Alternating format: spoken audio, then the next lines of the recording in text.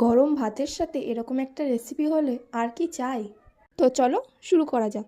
প্রথমে দেখো মাছটাকে ভালো করে কেটে ধুয়ে নুন হলুদ মাখিয়ে নিয়েছি। এবার কড়াইতে কিছুটা পরিমাণ সর্ষের তেল দিয়ে গরম হতে দেবো। একবার তেলটা গরম হয়ে গেলে মাছটাকে ভাজা হতে বসিয়ে দেবো। ওদিকে মাছটা ভাজা হচ্ছে, ততক্ষণে এদিকে আমি পরিমাণ মতো পেঁয়াজ, টমেটো, আদা রসুন এবং কিছুটা ধনেপাতা কুচিয়ে নেব।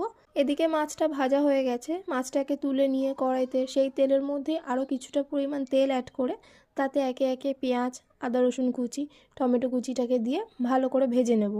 পেঁয়াজটা একটু ভাজা ভাজা হয়ে গেলে এর মধ্যে একে একে হলুদ, লঙ্কার গুঁড়ো, জিরের গুঁড়ো দিয়ে ভালো করে মশলাটা কষিয়ে নেব। মশলাটা একটু কষে এলে তাতে পরিমাণ মতো নুন দিয়ে একটু নেড়ে জল দিয়ে দেবো। জলটা একটু ফুটে এলেই তার মধ্যে ভাজা মাছগুলো দিয়ে দেবো। দিয়ে একটু ওয়েট করব যতক্ষণ না তরকারিটা ভালো করে ফুটছে। মাছটা ফুটে গেলে এর মধ্যে উপর থেকে কিছুটা পরিমাণ ধনেপাতা ছড়িয়ে দিলেই রেডি অনুষ্ঠান বাড়ির মতো জুসি রুই। এবার এটাকে গরম ভাতের সাথে পরিবেশন করুন। টেস্টটা কিন্তু ফাটাফাটি।